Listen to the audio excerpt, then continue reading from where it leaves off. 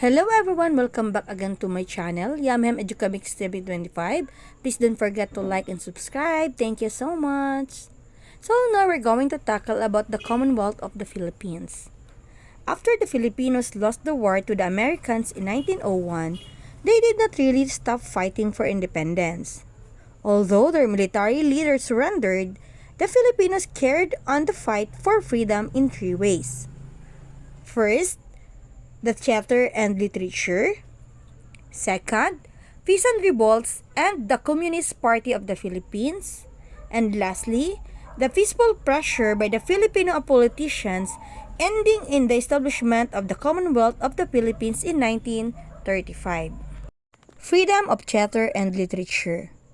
From 1902 to 1905, some Tagalog zarzuelas became popular with the masses and were banned by American authorities. These dramas championed Philippine freedom.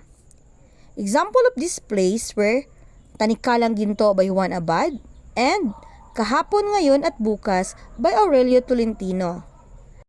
Out of these plays came popular music reminding Filipinos that we were not yet free. For example, the song entitled Bayan Ko during the American regime was made popular again by singer Freddy Aguilar during the Marcos dictatorship in the 1980s. Tagalog writers wrote about the suffering of our people under the Americans. Lope K. Santos wrote the first socialist Tagalog novel, Banag at Sikat, in 1935. Amado V. Hernandez was both writer and labor leader. By 1907, we no longer had to hide our campaign for freedom. It burst out into the open through the Filipino politicians, the free press, and the election. The peasant revolts and the Communist Party. Not everything was roses between the Filipinos and the Americans during the colonial era. The colonial government was threatened by several peasant revolts in the provinces and by the Communist Party of the Philippines or CPP. There were peasant revolts in Surigao, Nueva Ecija, Iloilo, Negros Occidental, Pangasinan, Laguna, and Bulacan. The most serious peasant revolt was by the Sakdalistas in 1935. The Sakdalista movement was founded by Benigno Ramos in 1930. Benigno Ramos, a popular Tagalog writer and orator, founded a newspaper and a political party named Sakdal. On May 2, 1935, his followers in Laguna and Bulacan rose in arms. They captured the town of Cabuyao and Santa Rosa in Laguna and San Ildefonso in Bulacan. But on the next day, May 3, the Philippine constabulary troops put down the revolt and killed or arrested the leaders. All the revolts failed, but they made the officials conscious of the needs of the poor peasants in the provinces. The Communist Party of the Philippines or CPP was founded in Manila by Crisanto Evangelista on August 26, 1930. In 1931, the CPP organized labor strikes throughout the country. This was the height when many factories shut down and many workers were jobless. Evangelista and other communist leaders were arrested and the CPP was banned. Next is the political campaign for independence. After the First World War, Filipino politicians united to campaign for immediate Philippine independence.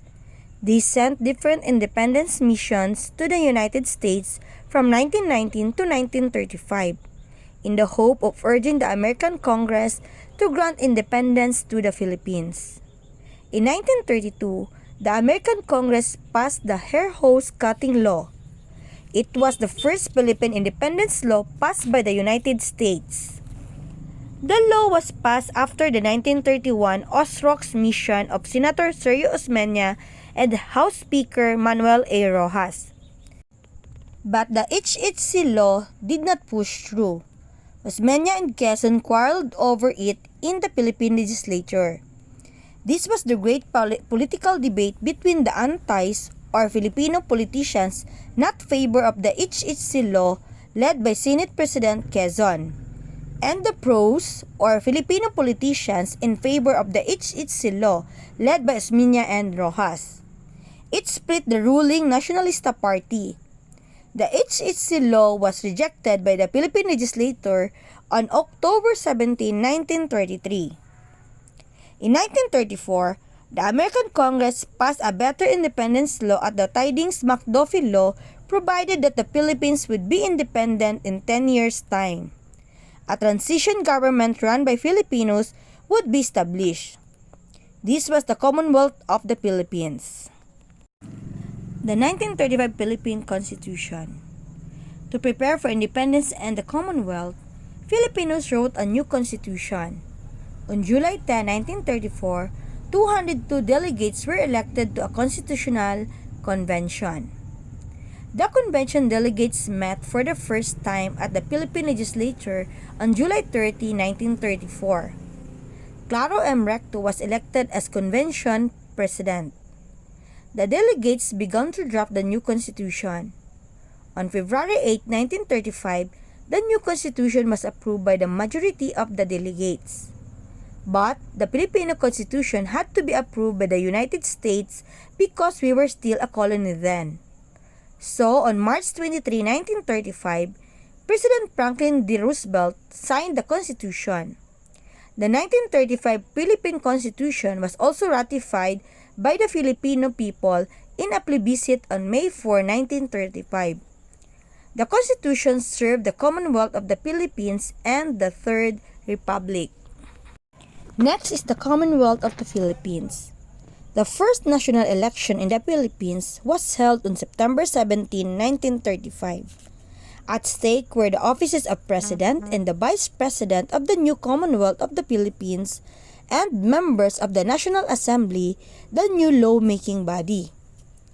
Three political parties fielded their candidates for President Quezon, General Emilio Aguinaldo, and Bishop Gregorio Aglipay.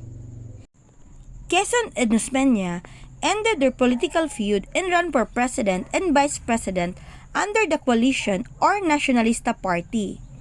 They won because they were united. On November 15, 1935, the Commonwealth of the Philippines was inaugurated at colorful ceremonies in Luneta. Many Americans and foreign officials came. The newly elected Commonwealth President Manuel L. gave a stirring inaugural address. President Quezon was re-elected for another term on November 11, 1941. The Commonwealth of the Philippines existed from 1935 to 1946. It was the semi-independent or autonomous government of Filipinos under the American colony. It had a president, vice president, cabinet, legislature, judiciary, and civil service, all composed of Filipinos. For the first time in our history, the Filipinos ran a semi-independent government of our own. Only foreign relations and the armed forces remained under the control of the Americans. It was not really the perfect government, but it pleased the Filipinos.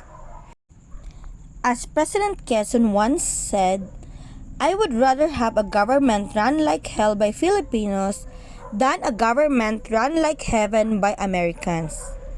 Unfortunately, this experiment in democracy was interrupted by the Second World War. The Commonwealth leaders went into exile in the United States from 1942 to 1944. So here are the historical values. We learned the following historical lessons from our study of the American era struggle for independence. First, even after losing the independence war, the Filipino people persisted in their fight for independence. Second, the impoverished laborers in urban areas and the impoverished farmers in rural areas were singled out by illegal and aggressive factions which incited them to rise up in rebellion. And lastly, the peaceful and nonviolent campaign for independence was favored by the majority of Filipinos. Together, Our legislators in the 1930s succeeded in securing a law guaranteeing complete independence as well as semi-independent government. With all of the leaders working together, this non-violent reform movement was a huge success. It was more successful than the Communist Party, the War for Independence, the peasant uprisings, and the Philippine Revolution. So that's all the historical values of this topic. And here are our references.